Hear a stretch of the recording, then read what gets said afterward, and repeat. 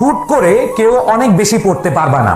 হুট করে চাইলেই তুমি অনেক পড়ার ভলিউম বাড়াতে পারবা না।